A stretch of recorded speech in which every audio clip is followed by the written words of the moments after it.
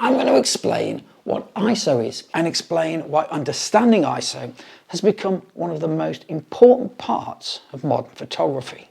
Over the last 10 years, ISO is the one setting on your camera that has changed beyond recognition. And of course, if you can learn to control it, you're going to get better images and save loads of cash as well.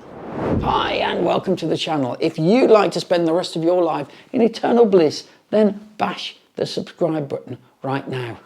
They believe that, they'll believe anything. Hey, it's completely free and it just means you find my videos a whole lot quicker when they're in your subscribed tab. Now, modern ISO. What's not to like? Let's dive in and find out how you can harness the power of the ISO button to lift your photography to the next level. Now, at one time, ISO was only there to help you attempt to get a photo in very, very low light. Now, though, it's there as an exposure tool. Digital photographers everywhere use it every single day. It's completely changed. So, how did that happen? Well, to understand this, let's rewind a bit. Let's look at what ISO actually is. And to do that, we need to go back to the old days of film photography, where we had different films with different levels of sensitivity to light. And they were graded by ISO, or rather ASA, as we said back then, but we'll come to that in a second. So why didn't we just pick the most sensitive film available, like 1600 ISO, and use that for everything? Wouldn't that make sense? Well, you see, the more sensitive the film was to light, the bigger the film grain became, and the less tones it was able to capture. Those high ISO films were grainy, they were very high contrast, and they lacked detail. The golden rule was to use the lowest ISO film you could get away with, so that depended on how much light you had, obviously.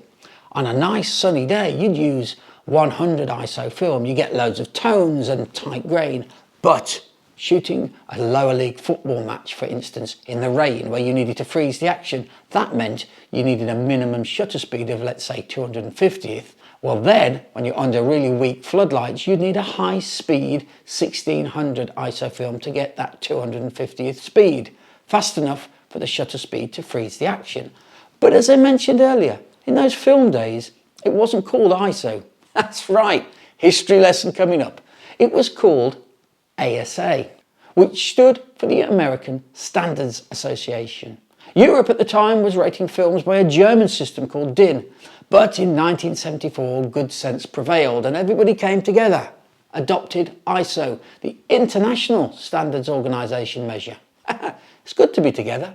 So high ISO film gave poor quality images, but then came digital photography, and over a couple of decades the camera manufacturers mixed together eye of toad and wing of bat or something like that. They cackled over their cauldrons and found a way of turning ISO on its head. They made cameras which could increase their sensitivity to light, their ISO, without losing all the quality. Yeah, you lose a bit, but nothing, absolutely nothing compared to what you lost in the film days. And now they're so good, I'm happy to shoot with my Nikon Z series cameras at 6400 ISO. Low light, no problem at all. I don't even sacrifice that much quality. In real terms, that means I can shoot without flash in loads more places. But it's even better than that, because the camera companies, they didn't just make great ISO cameras. They also took a bit of time to make some great lenses too. Great optics in tiny packages, gravity-defying vibration reduction, allowing hand-holding at ridiculously low shutter speeds. And more importantly, to the dollar-cautious folk like me, they make incredible value for money. And I say that because, as we all know, fast lenses are expensive. The 2.8 and wider options, they usually cost thousands, whereas a 4.5 option is usually just a couple of £100, isn't it? And that's because historically, you need a faster lens to be able to shoot in lower light. And so the expensive lens is a must if you want to. Wait a minute. Hang on. Didn't we just say that you could shoot in low light with modern ISO?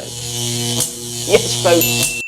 ISO is so good, it has actually joined shutter speed and aperture as an exposure tool.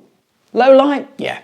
Okay, you could use a wider aperture if you've got gazillions to spend on fast lenses, Or you could just buy a cost-effective slower lens and nudge the ISO up a little bit, compensate for the lower light. Yeah, I hear you. What about bokeh? I can hear you. Of course, wider apertures give you more bokeh. We know that. And if that is vital to your photography, then take the money option, take the 2.8 lens. But that's a very expensive bokeh if that's the only reason you're buying the lens. And you could, of course, step a few paces back and zoom in a bit more. That would throw the background out. I know it's not exactly bokeh, but it will give you differential focusing. And that cheap lens is going to save you enough cash to buy a dedicated prime lens with a super wide 1.4 bokeh. Then you can bokeh your hearts out, my friends. Now, for me, modern mirrorless cameras with unbelievable ISO and real-time live exposure on their electronic viewfinders, well, they've changed everything. They have literally ripped up the rulebook. They've rewritten the photography manual. And when you want to shoot at 125ths to below the helicopter's rotor, but you want f8 for the sharpness, you don't need to do anything more than twist the ISO button up or down to get the correct exposure. Yeah, ISO is well and truly a corner of the exposure triangle for you to lean on. Hey, if you found this video more informative than Wikipedia and more useful than the invention of the wheel, or even just mildly interesting, please take a second, give it a thumbs up. It's a tiny thing, but believe me, it really does help my channel grow. And thank you in advance to all you awesome people who've given the like button a click. Now, look, I'm not saying that a modern 2.8 lens isn't going to be better. It is, we know that. But I did wonder what the difference would actually be for, say, a slower speed kit lens and a more expensive 2.8 lens if I did them side by side, if I actually shot the same pictures with them. Would it be so much better? Would you be able to instantly tell? So I did a video.